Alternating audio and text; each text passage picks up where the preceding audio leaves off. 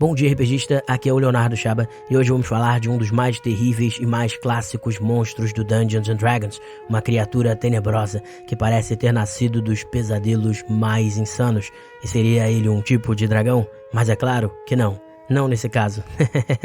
Trata-se do Beholder, um monstro flutuante com múltiplos olhos e poderes mágicos incríveis. E ainda mais, tais seres têm um intelecto tão avançado e poderes mágicos tão potentes que são capazes até mesmo de alterar a própria realidade e fazem isso através dos sonhos mais estranhos e mais bizarros.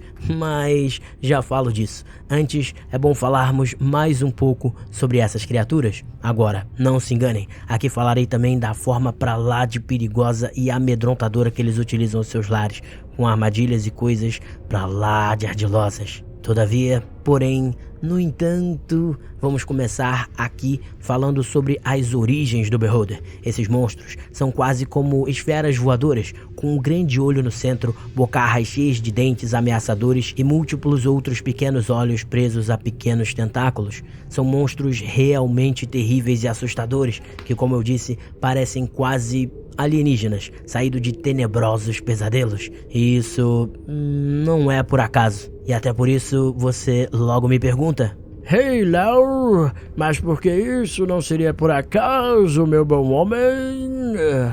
Bem, os Beholders fazem parte já do início do Dungeons & Dragons, sendo inclusive capa do primeiro suplemento do jogo, Greyhawk, lançado também para sua primeira edição em 1974. E exatamente por já estarem nesse começo, eles fazem parte de uma série de monstros e criaturas do Dungeons & Dragons inspiradas pelas obras de autores como H.P. Lovecraft, sim, o criador do mito de Cthulhu, e também de Robert E. Howard, criador das aventuras de Conan, o Bárbaro. E por que isso é importante? Bom, exatamente por ambos falarem de poderosas criaturas que afetam e aterrorizam o mundo dos homens. Criaturas que têm, por isso, esse aspecto alienígena e de horror que vemos em monstros como o Beholder e os próprios Devoradores de Mente, ou Illithids, claramente inspirados pelo mito de Cthulhu. E o Beholder segue exatamente essa linha, sendo uma criatura feita para aterrorizar até os mais destemidos aventureiros e para alterar de vez o mundo dos homens, tanto por seu intelecto e inclinações tirânicas, como por sua capacidade de modificar a realidade. E são seres que vêm do chamado Far Realm, ou Reino Distante, uma espécie de realidade bem afastada do nosso plano material, uma realidade cósmica e alienígena, de onde vêm, naturalmente, os monstros mais insanos e mais tenebrosos do Dungeons & Dragons. E pode apostar que a maioria dos que foram inspirados pelo Lovecraft estão lá. E como surgem novos Beholders? Você me pergunta. Bem, é aí que precisamos falar da sua peculiar capacidade de, basicamente, criar realidade. Amigos, é isso mesmo. Esses monstros são capazes de criar coisas do nada. Mas a verdade é que eles não possuem controle sobre isso. Tal criação de realidade ocorre em seus sonhos, que em geral são estranhos e perturbados. Isso acontece pois os Beholders, por sua extrema inteligência, conseguem enxergar quase que a totalidade de coisas que podem acontecer. E isso, como falarei mais pra frente, os torna paranoicos e um pouco excêntricos. E tais medos e excentricidades se refletem também nos seus sonhos. E muitas das coisas que acontecem nesses sonhos acabam por afetar a própria realidade. Isso mesmo, algumas das coisas que um Beholder sonha simplesmente se materializam. E isso inclui o momento em que eles sonham com algum outro Beholder. E o resultado de tais sonhos, muitas vezes, é que ao acordar, um Beholder aparece próximo àquele que estava dormindo. E é assim que eles se reproduzem. mas, na maioria dos casos, o novo Beholder e o antigo batalham até a morte, o que impede que de fato exista uma proliferação irrestrita desses seres. E vejam como tudo isso é pra lá de bizarro e pra lá de interessante. Até porque nem sempre um Beholder sonha e gera um outro que seja igual a ele mesmo. Muitas vezes temos a criação de variados tipos de Beholders ou até de outras criaturas absurdas. Amigos, estamos falando de um bicho aterrorizante e ao mesmo tempo muito muito louco. Na verdade, podemos até explorar isso em algumas aventuras. Fico imaginando aqui uma região completamente perturbada, cheia de criaturas bizarras e terríveis, e tal região começa a se expandir e a ameaçar outros reinos, e em seu centro, bem, um Beholder que tomou alguma espécie de poção de sono eterno e criou toda uma região de terríveis pesadelos, ou quem sabe, um Lich ou mago fez isso com um e o utiliza para espalhar o caos pelo mundo. Mas enfim, retornando aqui à descrição sobre os Beholders, quando eles sonham com sua própria espécie, como dito, nem sempre ele sonha com um que seja seu igual. Temos os mais variados, terríveis e loucos tipos de Beholders, por isso que podem surgir de tais sonhos. E quais seriam essas criações? Bem, elas poderiam ser, em realidade, quase ilimitadas, já que partem da imaginação de tais seres, mas coloco algumas aqui para vocês. Não vou decepcionar. A primeira, naturalmente, seria uma que fosse seu igual, isso é, um Beholder como vemos na versão básica do Livro dos Monstros. É claro que mesmo esse Beholder pode ter uma variação de cores, tamanhos e até textura de pele enorme, já que são seres vindos da imaginação, mas ainda assim seria um monstro similar ao seu criador e com as habilidades que vemos no livro. E tais Beholders podem ser divididos entre os solitários e os Eye Tyrant, ou Olho Tirano. Mas deixo para explicar isso após falar dos outros diferentes tipos de criaturas que podem surgir. Uma segunda aberração que pode aparecer são os terríveis e temidos Death Tyrants, ou Tiranos da Morte. E nesse caso, não seria bem aparecer, mas o Beholder se transformar em um. E como isso ocorre? Os Beholders são, como eu disse, paranoicos, e conforme passam a contemplar a possibilidade de sua morte, as formas como podem ser assassinados, ele pode sonhar com isso, sonhar com sua própria derrocada e acordar transformado em um tirano da morte. Quando isso ocorre, ele tem sua pele desfeita, transformando-se em um grande crânio. Seu olho central permanece como uma luz dentro do olho desse crânio e os olhos menores viram olhos espectrais que flutuam à sua volta. E vejam como temos possibilidades incríveis de história em cima dessas curiosas e absurdas características dos Beholders. E ainda sobre os Tiranos da Morte, como se deve notar, eles são mortos-vivos, que passam com seu olho central a criar servos zumbis. E prometo que eu vou explicar mais das habilidades deles, assim como as dos Beholders, logo logo. Mas enfim, os Tiranos da Morte se tornam obcecados com a forma como previram seu assassinato em seus sonhos e começam a agir em cima disso. Logo, como vemos no Volo's Guide to Monsters, caso sonhe que sua derrocada se dará por gigantes do gelo, ele vai mudar o seu lar para um vulcão para dificultar a ação dessas criaturas e vai enviar seus servos para aniquilar todos os gigantes em 100 milhas em volta do seu lar. Ou tomará pelo menos muitas medidas para que os seus medos não se tornem realidade. Ou seja, temos enormes possibilidades aqui também de histórias fantásticas, como um tirano da morte que manda sua horda destruir todos os humanos, ou elfos ou anões de uma região por ter previsto sua morte pela mão de alguma dessas raças. É como eu disse, a loucura dos Beholders abre portas aí para muitas histórias de fantasia. E bem, a última transformação que envolve os Beholders padrões e mais poderosos, e não os Beholder Kin, que são inferiores, é o que chamamos de Beholder Hive, ou seja, uma espécie de colmeia de Beholders, algo pra lá de terrível e assustador, né? Mas aí você logo me pergunta: Hey, Léo, mas que diabos é isso, meu caro rapaz? Um Beholder Hive é quando um Beholder sonha consigo mesmo, olhando-se em um espelho ou em algum reflexo. Às vezes, ele se vê como múltiplos em seu sonho, experienciando algo que descreveríamos como múltiplas personalidades. Ao acordar, tal Beholder passa a ter várias pequenas cópias de si mesmo, embora sejam um pouco menores do que eles. Por ver essas cópias como parte dele mesmo, ele não sente aquele impulso incontrolável de matá-las. Ainda assim, é importante ressaltar que as cópias não têm a mente conectada, cada uma pensa por si, mas as cópias têm uma mentalidade muito parecida com a do Beholder original e vão tentar ajudar ele em seus objetivos. E claro, o Beholder original é o que tem a personalidade dominante. Mas sim, vejam que coisa absolutamente terrível. Múltiplos Beholders, uau! Mas bem, e ainda sobre as criaturas formadas em sonhos, temos 4 seres menores, que chamamos de Beholder Kin, que muitas vezes servem até de bichinhos de estimação para o Beholder principal. Ainda assim, muitos deles são independentes e extremamente poderosos. E quem são eles? Bem, o Death Kiss, ou Beijo da Morte, que em geral são o resultado de pesadelos envolvendo sangue, como quando o Beholder sonha encontrar com um vampiro, etc., após ser ferido gravemente em uma batalha. Esses seres são absolutamente sanguinários, poderosos e saem sempre para caçar. Temos também os Gazers, que nascem dos sonhos delirantes de um Beholder doente e febril, em que seu senso de perspectiva e escala está alterado. São por isso deformados e bem mais fracos do que os outros. Esses são os que, em geral, acabam como bichinhos de estimação. Temos ainda os Spectators, que é uma espécie de Beholder inferior invocado de outro plano de existência para vigiar alguma coisa ou tesouro. Muitas vezes até humanos fazem um ritual para trazer um, e às vezes eles podem se dar mal. E por que eles podem se dar mal?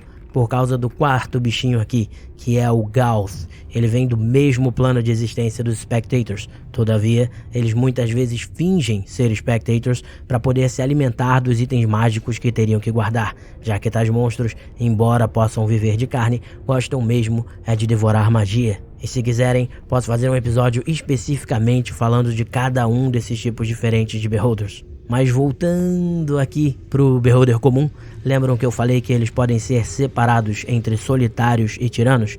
Bem, que tal explicarmos isso então? E sim, logo depois falarei de suas habilidades e da forma incrível como usam os seus lares. Fiquem ligados, no entanto, sobre o comportamento dos Beholders. Eles são extremamente inteligentes e paranoicos, e por esse motivo se acham também superiores a todas as outras raças, e inclusive a todos os outros Beholders. É como se um Beholder se achasse o supra-sumo aí de tudo, inclusive da própria raça. Agora, muitas vezes por isso mesmo, eles se isolam do mundo, em lares pra lá de bizarros e alienígenas, que às vezes nem fazem sentido.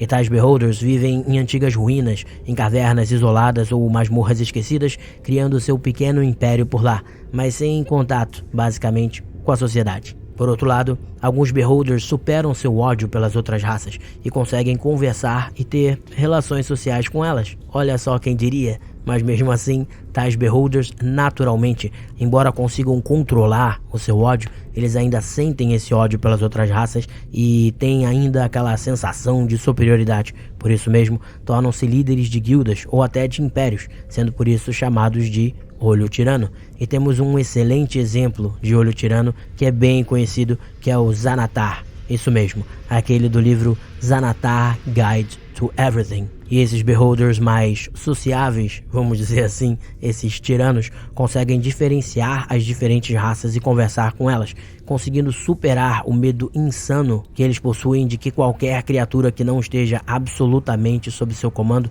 esteja na verdade trabalhando para o inimigo. Ainda assim, eles mantêm lá as suas características de insanidade e seus servos fazem de tudo para não ver o tirano se sentir ameaçado ou desconfortável. Mas e quanto às suas habilidades e o uso de seus lares, Léo?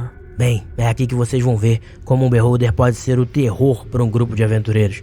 Em primeiro lugar, como eu já disse, tais monstros são incrivelmente inteligentes e fazem jus àquela expressão. Enquanto os humanos jogam dama, o Beholder joga xadrez. Ele consegue ver todas as possibilidades de basicamente tudo que pode acontecer e vai se precaver disso. Isso significa que você, quando usá-lo em uma aventura ou em alguma história, precisa ter consciência disso, fazendo com que o Beholder nunca seja surpreendido e que seu lar contenha uma série de armadilhas e construções inteligentes. E já falo mais disso.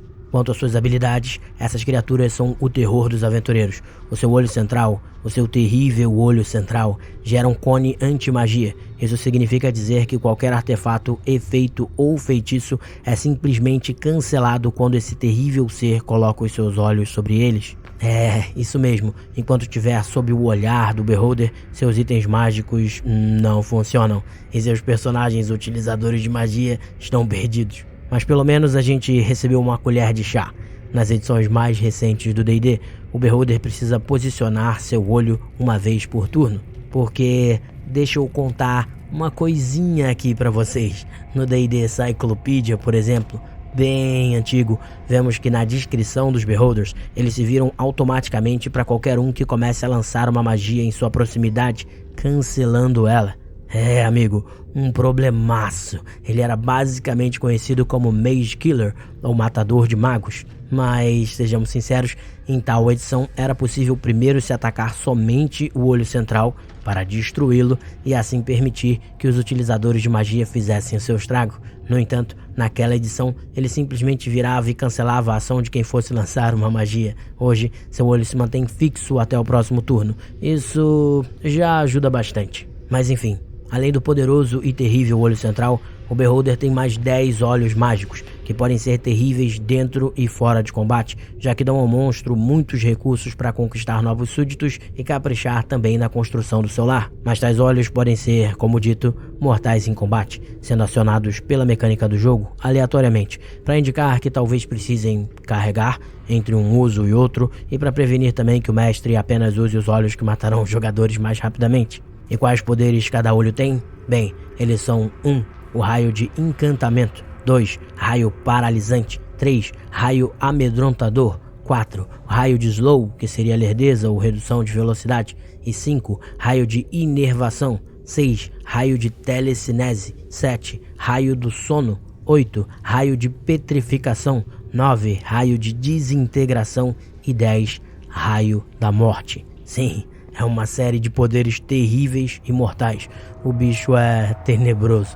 Mas lembrem que um Beholder pode usar esses mesmos olhos não aleatoriamente fora do combate. Algo que pode ser bem útil, como vocês verão em breve. É sobre os lares, Léo! Os lares!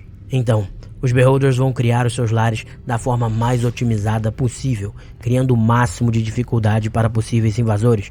Em geral, eles possuem sim muitos lacaios, de seres mais fracos até seres muito poderosos, algum podendo ser até as aberrações criadas por eles em seus sonhos. E ele organizará o seu lar de modo que suas tropas consigam se movimentar com segurança, através de túneis, portas secretas, etc., mas seus inimigos não. Beholders são seres flutuantes, que podem voar por aí à vontade, e eles utilizarão isso ao extremo em seus lares. Como dito, por poderem usar seus raios à vontade fora das batalhas, eles costumam moldar seus covis com seus raios desintegrantes e com seu poderoso raio de telecinese. Normalmente, os desenhos de tais lares são muito mais verticalizados, com grandes paredões e salas que podem ser apenas acessadas por criaturas voadoras. Faz sentido, né?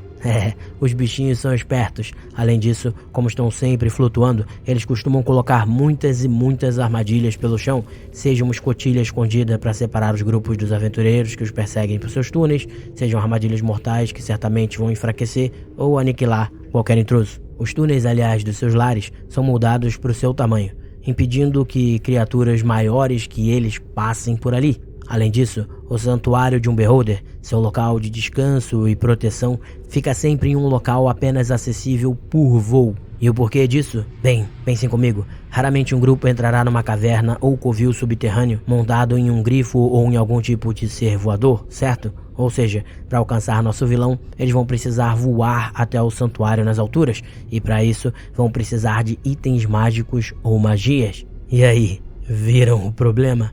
Pois é, pro nosso tirano, basta que lá de cima ele fixe seu olhar em um ou mais personagens, já que o efeito do seu olhar é um cone, para que eles percam seus efeitos mágicos, deixem de voar e se espatifem no chão. Mas aí vale lembrar que o olhar não anula completamente a magia, ele apenas cancela seus efeitos enquanto o Beholder mantiver esse olhar. Isso significa que assim que um personagem sai do cone de visão, ele volta a voar normalmente. Desse modo, ainda é possível subir voando, fazendo um revezamento ou alguma coisa assim, mas enquanto o grupo sofre para subir, o Beholder vai disparar inúmeros dos seus raios mortais, ou seja, é mais seguro fugir do que tentar subir para enfrentá-lo. E aí, imaginem um Beholder lutando assim em seu lar. É absolutamente terrível, e mesmo quando ele se move por seus túneis, etc., pode haver inúmeras armadilhas pelo chão. Por isso eu tenho certeza, se vocês usarem eles assim, como estrategistas incríveis, vocês vão ter vilões absolutamente memoráveis e assustadores nas suas aventuras.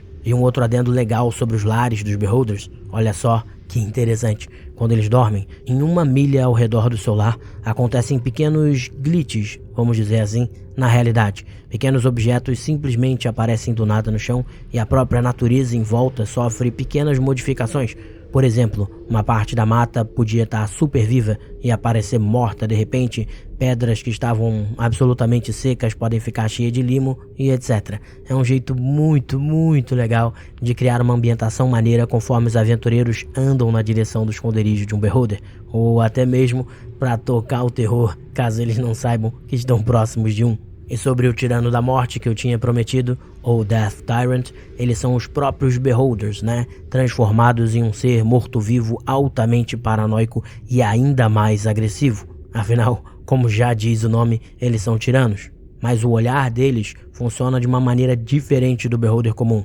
O olhar de um Tirano da Morte é um olhar de energia negativa que impede quem está dentro dele de recuperar pontos de vida e que transforma qualquer um morto perante o olhar do monstro em um zumbi.